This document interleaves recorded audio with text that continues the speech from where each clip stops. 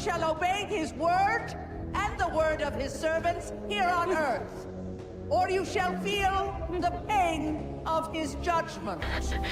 Would you be subject to danger of torture, a risk to your life, or a risk of cruel and unusual treatment or punishment? All at the same time? You imagine the airports otherwise? Run, run, run! No, please don't take her. No!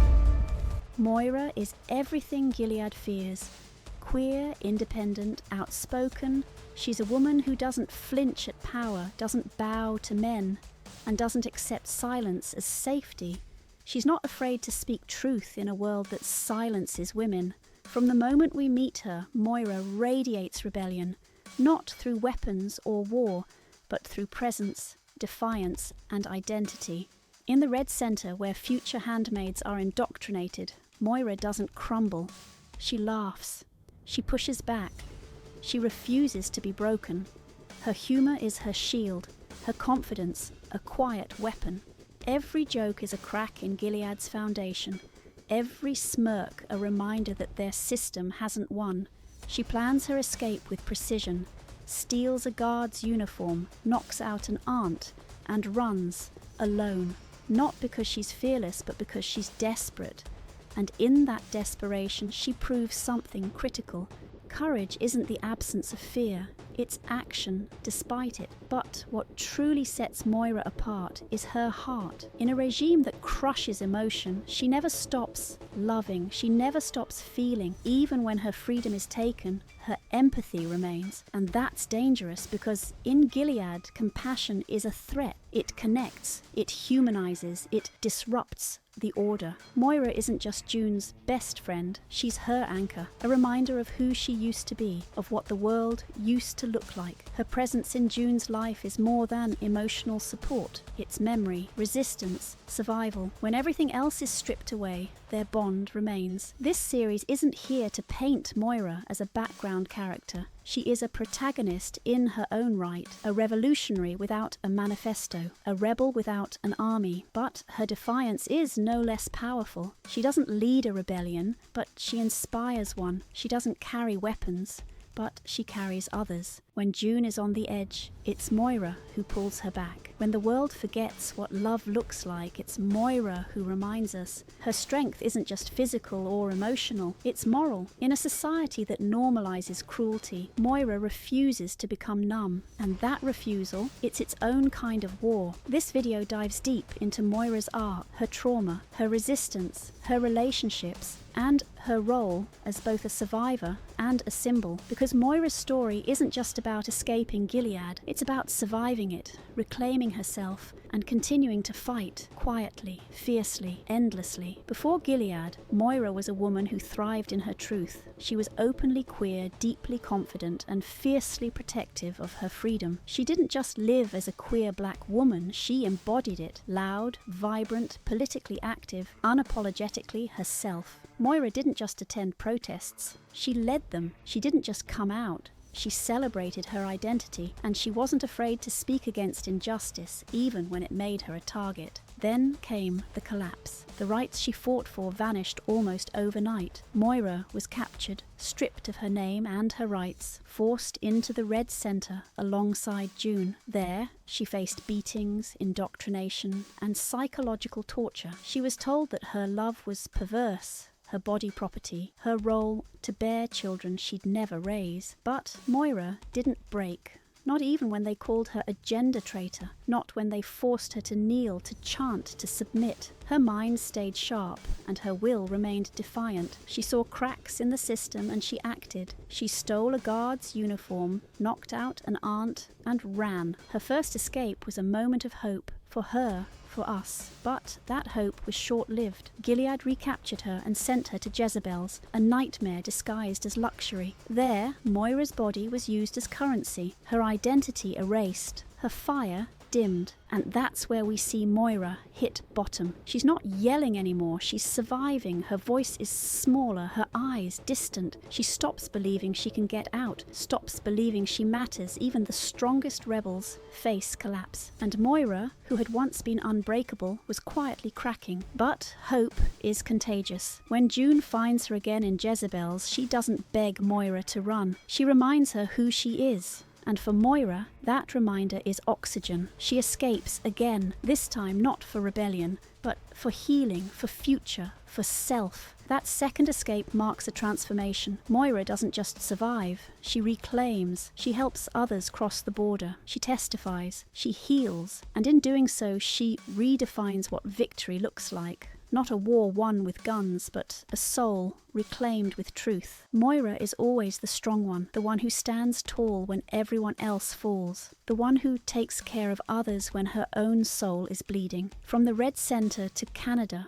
she's the woman people lean on. But what does it cost to be the one everyone relies on? The truth is, Moira suffers quietly. Her pain doesn't scream, it simmers. After Jezebel's, she arrives in Canada not as a symbol of triumph, but as a deeply wounded survivor. She wants to help others, and she does, working with refugee centres, supporting trauma survivors, and advocating for justice. But beneath that work is a silence, a grief that has no name. She has trouble sleeping. She struggles with intimacy. She flinches when people raise their voices. Even years after her escape, the fear doesn't disappear. It's carved into her skin, her reflexes, her heart.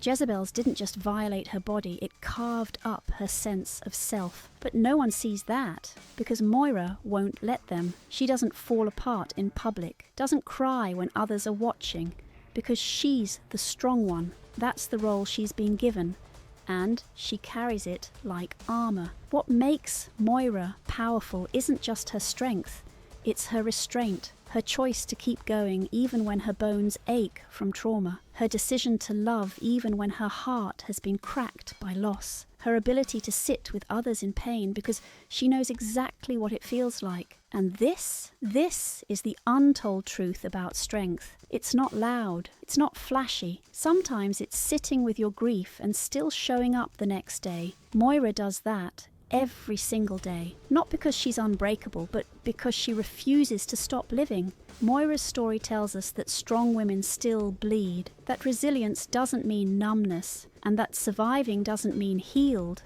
but it means you haven't given up, and that's real power. Moira and June's friendship is more than a subplot. It's one of the emotional pillars of The Handmaid's Tale. It began in freedom, was tested in captivity, and endured through rebellion. They met as college friends, bonded over laughter, shared heartbreaks, celebrated pride, and became chosen family long before Gilead tore their world apart. When the regime rose, their connection deepened into something rare, trust that could survive even state terror. In the Red Centre, they protected each other.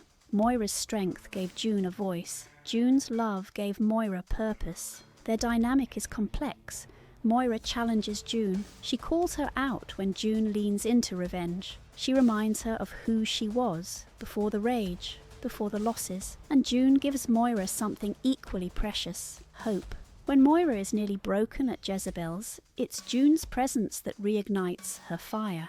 They don't always agree. In Canada, their relationship strains.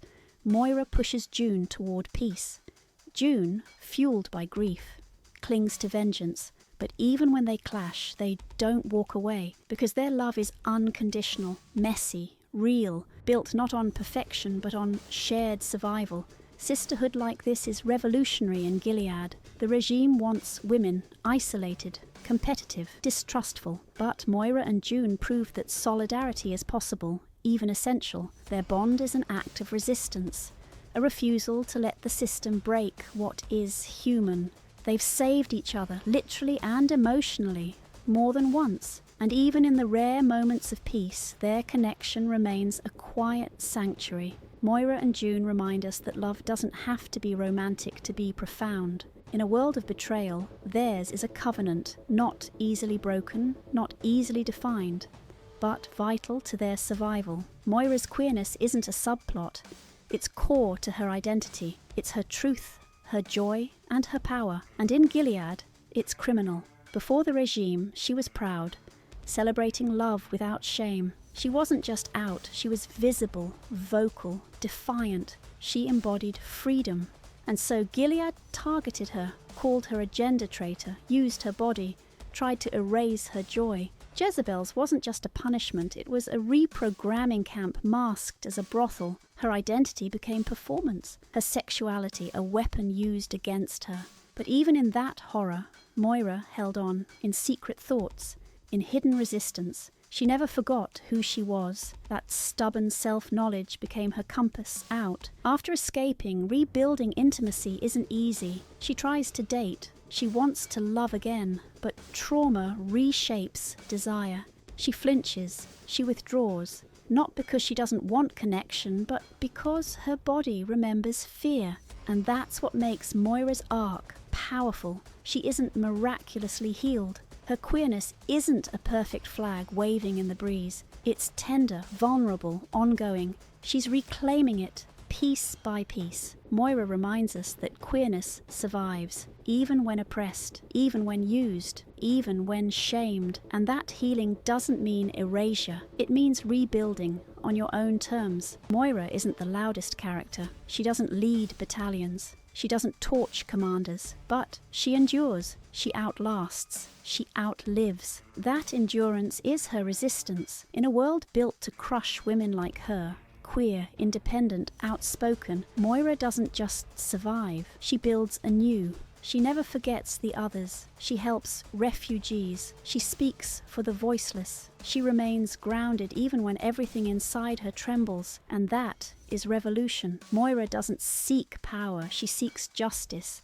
She doesn't need to scream to be heard. Her quiet strength, her consistent love, her refusal to harden, that's the fire that Gilead could never extinguish. She is proof that softness is not weakness, that healing is radical, and that survival is its own kind of victory. Thanks for watching. Subscribe for more deep character journeys from The Handmaid's Tale, and in the comments tell us, what does Moira's journey mean to you? Is she the soul of the resistance, or the reason it's still human?